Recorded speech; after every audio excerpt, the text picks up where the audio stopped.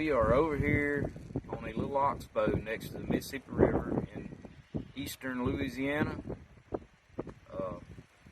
Gonna see if we can get after these bream. It's last week in April.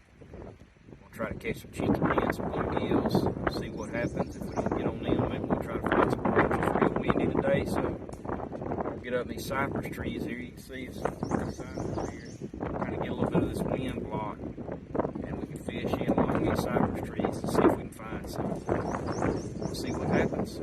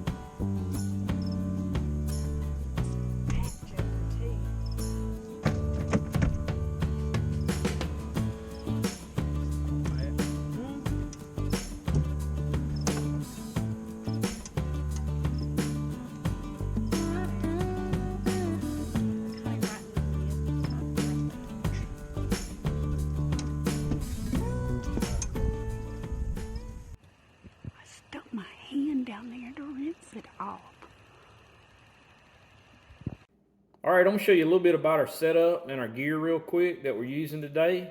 We use this method a lot during the spring, especially in April and May when these chinky pins and big bluegills go to bedding and they move into the grass beds and shallows. One thing that you see us using a lot are porcupine quills. These quills, I've had some people ask me where they could get these at. I'm not sure. I think you can order them online. We have them here local in North Louisiana at the Honey Hole in West Monroe. And also at Cooters in Farmerville, they have them. So I've been buying these for a long time. And why we use these quills is because when it hits and stands up, I like for about that much to stick out of the water. The top of this white tip, I can see that real good. Some people put a little float on there. I don't really like those as well, but if you have trouble seeing this, that will work. Now what happens, a lot of times chinky pins will not just suck this cork under. They'll hit and go to moving sideways, or they'll hit and come up when they hit. Once they come up, this quill will float like that. And you know he's got it in his mouth when either one of them two things happen. Or a bluegill sometimes won't just snatch it under. He may just go to easing sideways with it. And I promise you, if you fish these quills over corks, your catch rate will go up on bream. You'll catch more bream using these quills, and that's why we use them. They come with a little rubber band right here. I do not like these little rubber bands. They will not hold your line enough to keep it from sliding down. So what I like to do is I take this little rubber tubing. This is like surgical tubing, or a lot of people use it for bow repair or putting on peep sights on bow. It's just a stretchy tubing. I'll take that and cut off some small pieces. You can see right there, just little small pieces. And when you put your line through this eyelet down here, you see this eyelet, you put this on your line first and run that down there over that quill like so, and it's a lot tighter fit. And you use that instead of the little small rubber band, and it won't slide up and down your line as bad. So that's going to be my tip of the day. That's a good one. We're using BBs or maybe a little bit bigger weights. I like to have just enough weight. Like I said, I want about that much of that quill sticking out of the water. As far as our hooks go, we just use these Mustad. This is a number 6. That's about as big as we use for brim. I actually use an 8 a lot. Danielle's fishing today with 6s, and it's a little bit easier for her to get them out of their mouth on these bigger fish. And we don't use the long shank hook. We use these short shank, just regular number 8s or number 6s. And whether it matters or not, you put a cricket on that, and the cricket covers this whole hook up. And most of the time it's right in his lips. Very few swallow it, but that's what needle nose are for. So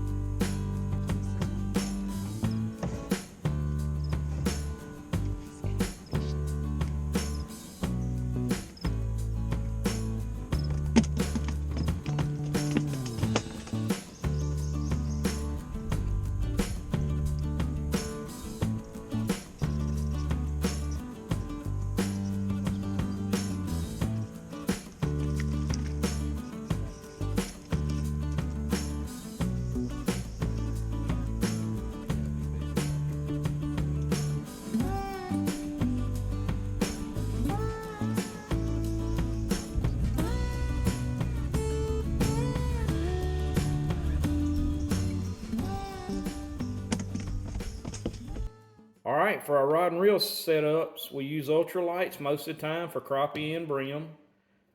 Even catch a few bass on them. We use the 5-foot rods, mostly for brim. I like them because you can get up under the limbs and things. You can cast anywhere you want with this 5-foot, shoot them under docks, whatever you want with this 5-foot rod. I've got 3 rods that we use for brim. Most of the time, it's a Fluger. This one is the Fluger Presidential 5-footer. We also use the Berkeley Lightning, which is probably one of my favorite store-bought ones. And the other one is the All-Star. All-Star makes a pretty good little 5-foot rod. They're light, easy to cast. It's a good rod. I'm not getting paid by Fluger. I wish they would sponsor us. Maybe they'll send us something, who knows. But Fluger makes some really good little spinning reels, and that's just what we use. This one is actually the Presidential P20. It's fine for brim. It's got a little bit smaller spool on it. The Presidential P25 is what I really like for crappie. It's our go-to reel for crappie. It holds up. We catch a lot of 2-pound crappie, 1.5 2 pound fish, and they really, we went through 3 or 4 reels. These hold up better than any I've found. For our line that we're using today, 6-pound high vis. This is the Iser line. It's a pretty good line. We're going to try to add more of these segments in our videos in the future. So y'all be sure to subscribe to our channel if you haven't already. Like and share them. Share them to Facebook, your friends, whoever. Enjoy the rest of the video.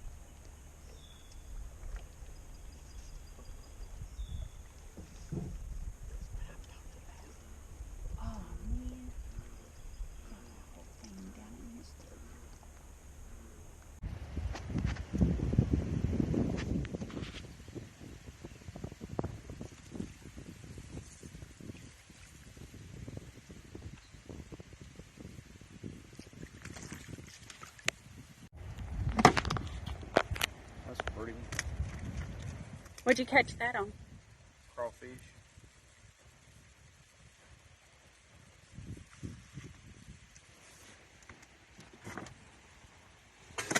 Get that one out, slow worming. I did. I take care of you, babe.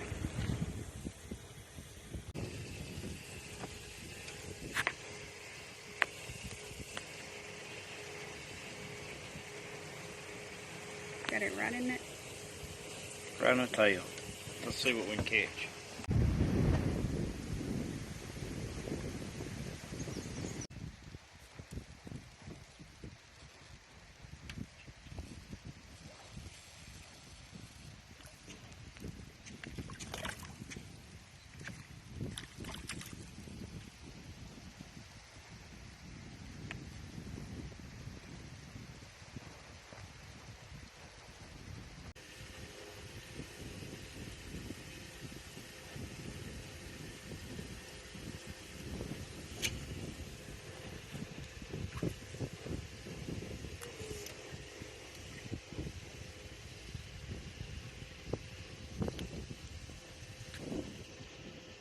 What you got?